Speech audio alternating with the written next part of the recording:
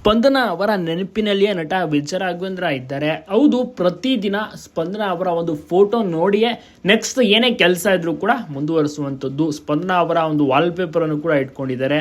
ಮನೆಯಲ್ಲಿ ಸ್ಪಂದನ ಅವರ ಫೋಟೋನ ನೋಡಿ ಬೇರೆ ಕೆಲಸಗಳನ್ನ ಮುಂದುವರಿಸ್ತಾರೆ. ಸ್ಪಂದನ ಅವರಿಗಾಗಿ ಬಹಳಷ್ಟು ರೀತಿಯ ಒಳ್ಳೊಳ್ಳೆ ಕೆಲಸಗಳನ್ನ ಮಾಡ್ತಾ ಇದ್ದಾರೆ. ಸ್ಪಂದನ ಅವರು ಇದ್ದಿದ್ರೆ ಬಹಳಷ್ಟು ಖುಷಿ ಪಟ್ಟಿರೋರು, ಯಾಕೆಂದ್ರೆ ಒಳ್ಳೊಳ್ಳೆ ಸಿನಿಮಾಗಳು ಬರ್ತಾ ಇದೆ. ಬಟ್ ನೋಡೋಕ್ಕೆ ಪತ್ನಿ ಇಲ್ಲ, ಅದೊಂದು ನೋವು ಕೊರಗು ಯಾವಾಗಲೂ ಕೂಡ ಇರುತ್ತೆ. ಮಗನನ್ನು ತುಂಬಾ ಸ್ಟ್ರಾಂಗ್ ಆಗಿ ಬಳಸ್ತಾ ಇದ್ದಾರೆ. ಮಗನೂ ಕೂಡ ಅಷ್ಟೇ ತುಂಬಾ ಇಂಡಿಪೆಂಡೆಂಟ್ ಆಗಿ ಬೆಳೀತಾ ಇದ್ದಾರೆ. ಶೌರ್ಯ ಸಿಕ್ಕಾಪಟ್ಟೆ ಸೂಪರ್ ಆಗಿ ವರ್ಕೌಟ್ ಅನ್ನು ಸಹ ಮಾಡ್ತಾ ಇದ್ದಾರೆ.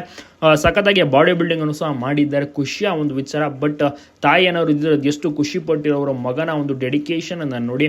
ಸ್ಪಂದನ ಅವರಿಗೋಸ್ಕರ ವಿಜಯ ರಾಘವೇಂದ್ರ ಅವರು ಒಳ್ಳೊಳ್ಳೆ ಸಿನಿಮಾ ಕಥೆಗಳನ್ನ ಆಯ್ಕೆ ಮಾಡ್ತಿದ್ದಾರೆ. ಮುಂಚೆ ಸ್ಪಂದನ ಅವರು ಕೂಡ ಕಥೆನ ಕೇಳಿ ಓಕೆ ಮಾಡ್ತಿದ್ರು, ಗ್ರೀನ್ ಸಿಗ್ನಲ್ ಕೊಡ್ತಿದ್ರು. ಬಳಿಕ ವಿಜಯ ರಾಘವೇಂದ್ರ ಅವರು ಕೂಡ ಆಯ್ಕೆ ಮಾಡ್ಕೋತಿದ್ರು. ಅವರ ಮೇಲೆ ಡಿಪೆಂಡೆಂಟ್ ಆಗಿರೋದು. ಬಹಳಷ್ಟು ರೀತಿಯಲ್ಲಿ ಸ್ಪಂದನ ಅವರು ಕೂಡ ಸಿನಿಮಾ ವಿಚಾರವಾಗಿಯೂ ಕೂಡ ವಿಜಯ ರಾಘವೇಂದ್ರ ಅವರ ಬಗ್ಗೆ ಬಹಳಷ್ಟು ರೀತಿಯಲ್ಲಿ ಯೋಚನೆ ಮಾಡುವಂಥದ್ದು, ಡಿಸಿಷನ್ ಮೇಕರ್ ಕೂಡ ಆಗಿದ್ರು.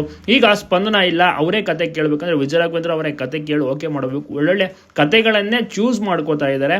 ಬಹಳಷ್ಟು ಖುಷಿಯ ವಿಚಾರ. ಒಳ್ಳೆ ಸಿನಿಮಾಗಳು ಬರ್ತಾ ಇದೆ. ಸ್ವಪ್ನ ಮಂಟಪ, ಈಗ ನೆಕ್ಸ್ಟ್ ರಿಪ್ಪನ್ ಸ್ವಾಮಿ ಅಂತ ಮುಂದಿನ ತಿಂಗಳು ಕೂಡ ರಿಲೀಸ್ ಆಗ್ತಾ ಇದೆ. ಜನರು ಕೂಡ ನೋಡಿ ಎಂಜಾಯ್ ಮಾಡ್ಬೋದು. ನಿಮಗೂ ಕೂಡ ಇಷ್ಟನಾ ವಿಜಯ ರಾಘವೇಂದ್ರ ಅವರ ಕುಟುಂಬ? ತಪ್ಪದೆ ಕಮೆಂಟ್ ಮಾಡಿ, ಎಲ್ಲ ಕಡೆ ವಿಡಿಯೋನ ಶೇರ್